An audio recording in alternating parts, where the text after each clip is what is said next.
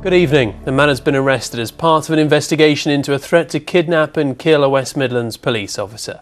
The police were made aware of the threat yesterday. Officers were kept on shift late for additional security briefings and have been reminded not to wear their uniforms when travelling to and from work. Callum Watkinson reports. West Midlands police officers were on the streets of Birmingham as usual today, as details emerged of an apparent threat to kidnap and kill one of their number. We did receive information last night which meant that I took the decision to give an additional security briefing to our officers. I brought some of my night shift officers on early and I kept my late shift officers on late. That enabled us to provide them with the information that they need to carry on with business as usual. Officers were warned to remain vigilant and not to wear even partial uniform when travelling to and from work. This alert follows a number of high-profile attacks on lone members of the security services, both here in Britain and elsewhere. Soldier Lee Rigby was murdered on the streets of London in May last year. In 2008, 5 men were jailed in Birmingham after plotting to behead a British soldier. And in Canada 2 months ago, a soldier was shot dead by a lone gunman who, it was said, had been radicalised. Intimidation of those who watch over the rest of us is now as much a terrorist tactic as any act of mass murder. There is a pattern to this, so I guess when they're not going after high-profile mass killings, what they're trying to do is break the will of our police and our security services, and this is all an attempt to diminish the actions that they're engaged in to disrupt their terrorist activity. Last night's warnings were a reminder of guidance first given to officers in October, when the terrorist threat level was raised to severe, meaning an attack is highly likely.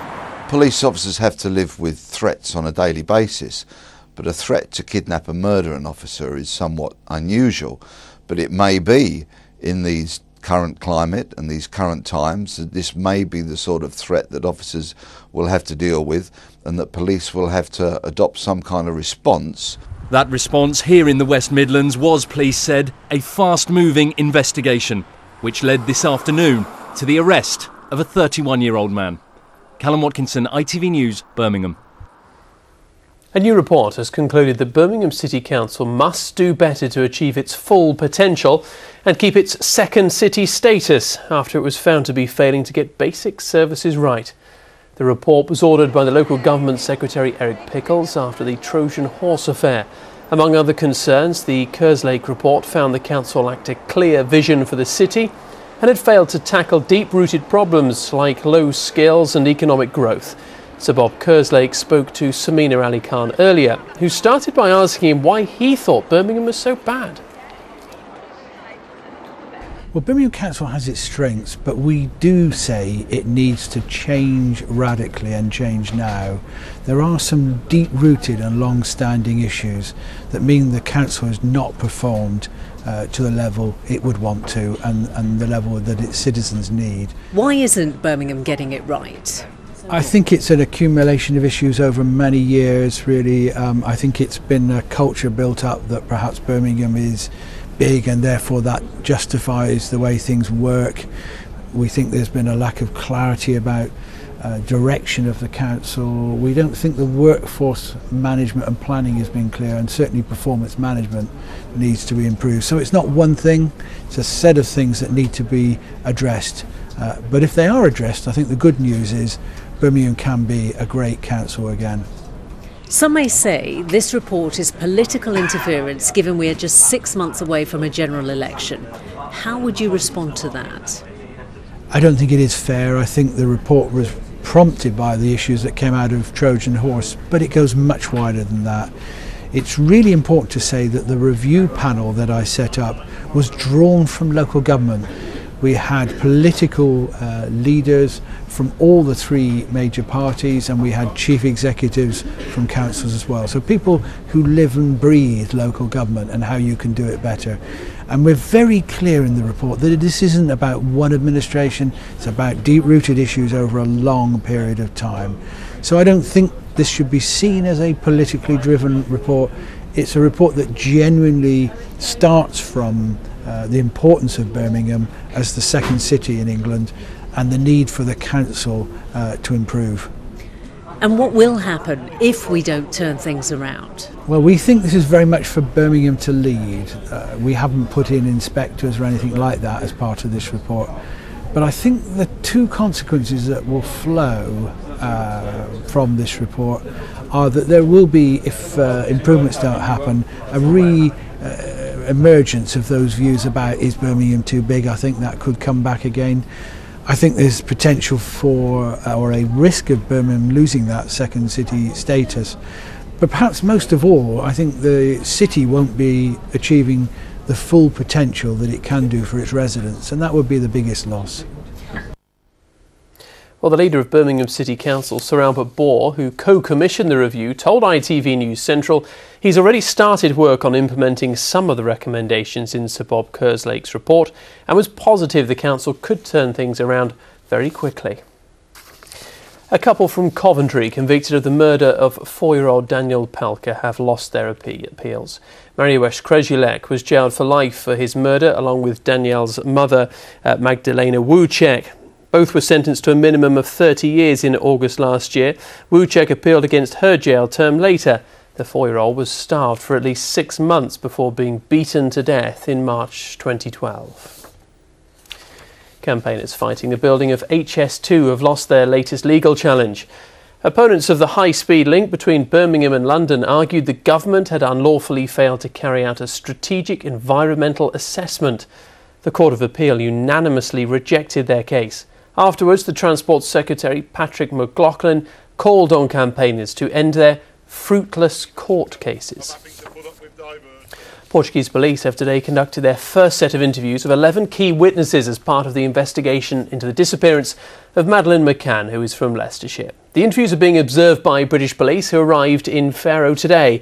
Madeleine vanished while on holiday with her family in 2007. Peter Behan reports. Towards Faro police station, the man in charge of the British side of the Madeleine McCann investigation. Andy Redwood, are you confident of making any breakthroughs this time? Sorry, no comment this morning, thank you. Nothing to say to the media this morning, but Detective Chief Inspector Andy Redwood and his team of officers have plenty to ask the 11 people being interviewed this week. They've compiled a list of 253 questions to put to each of them. However, it'll be the Portuguese police carrying out the interviews. The detectives from Scotland Yard are there purely in an observational capacity. Well, what will be interesting is one, whether their stories are still the same, allied to, as I said, new forensic. And of course, there have been developments even in the last few years in DNA. The outcome from this will determine, in one sense, where they go from here. But, you know, we've been here many times now. I just hope that this is a significant breakthrough and that the parents eventually get the information and knowledge they thoroughly deserve. It's 7 years since Madeleine McCann went missing from an apartment in Praia de Lutz. The youngster from Rothley in Leicestershire was 3 years old at the time. It was pressure from her parents, Kate and Jerry, that led to Scotland Yard becoming involved in the inquiry in 2011. They reviewed all the evidence obtained from Portuguese police in 2007. Earlier this year, British detectives carried out a search of Scrubland, near where Madeleine disappeared, but they found nothing of note. This week's interviews are part of the Met's Operation Grange. It's uncovered a number of significant leads that is said to have already cost several £1 million. Peter Behan, ITV News. The Midlands is taking centre stage at Downing Street. That's because both the Prime Minister's Christmas tree and his wreath are from Hereford. Well, here's the moment the tree lights were switched on in London last night. The Hereford tree won its place there after winning a national competition, and another firm from the county made the wreath on number 10's door. See, all the best things come from the Midlands, as does our weather forecaster Lucy Kite. Here's the details.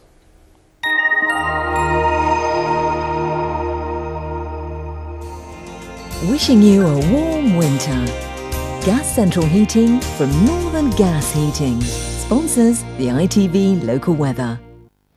Hello again. Well, we start off with a weather warning from the Met Office for gale force gusts of wind by the time we get to Thursday night into Friday. Gusts of around 60 miles per hour, quite possible by the end of the week, and it's all down to a deep area of low pressure that's heading in our direction. These tightly packed isobars illustrating the strong wind, and there's lots of rain tied up in this as well, and thick cloud too.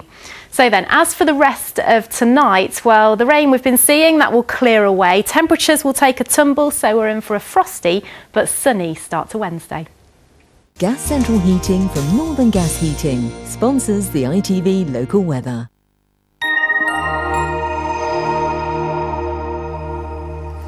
That's all we have time for tonight. Don't forget to check out our website to get live news updates from right across the Midlands, itv.com/central. We're back in Good Morning Britain, but from all the team here, enjoy what's left of your evening. Bye for now.